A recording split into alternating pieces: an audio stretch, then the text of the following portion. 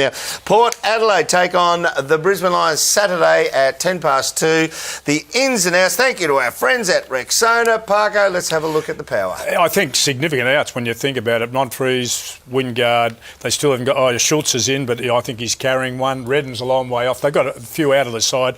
But the good thing is that young Sam Gray, runner-up in the McGarry Medal in South Australia, long history coming off the rookie list, and I think that's fantastic. The new bloke there who will give them some real grunt inside, really good inside player.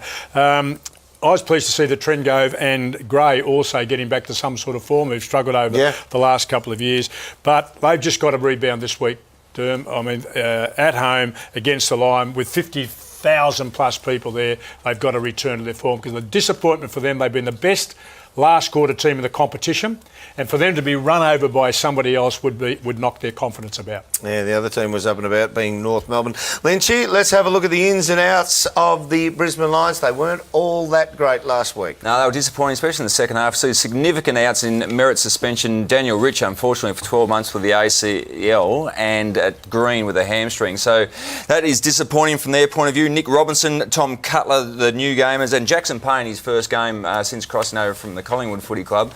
I think in the first 2 weeks they've been very impressive. I don't think they lost any fans whatsoever, but at the moment they're getting opened up from the centre clearances, especially getting scored against, just turning the ball over far too much. And as we've spoken about, and it gets very repetitive, they just need some other options in the forward half. Now, Jonathan Brown's up there. They will drive the ball to Jonathan Brown, but they just have to find another avenue to go. They use the likes of Tom Rockliff through the midfield to kick goals, and he does impact the scoreboard, but they're just going to need more of a lift from there and more of an impact on the scoreboard from their midfield. And as you saw on that ladder, the score average, I think they were sitting about 6 or 7, so they don't spread the load. They're still too reliant on one forward. So what does Lepper need to do as a coach?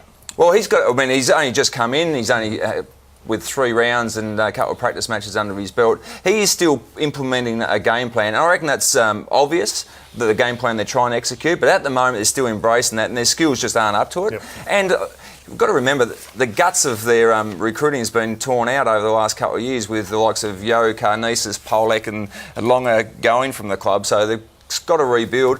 I don't think things are as bad as everyone sort of thinks. And certainly on the field, it was disappointing on the weekend. They come up against Hawthorn first week, which was tough. I can't remember. Second week was all right. And Geelong, they were pretty good as well. But structurally off the field, I think they've put all the right things in place. And Justin Leppich will be a good coach, but this draw hasn't done them any favours whatsoever. So they've got to get it under control, and it will take a little bit of time. But they have to bounce back this week, and it's going to be up against a really tough side at Footy Park, or not Footy Park, Adelaide Oval. Yep.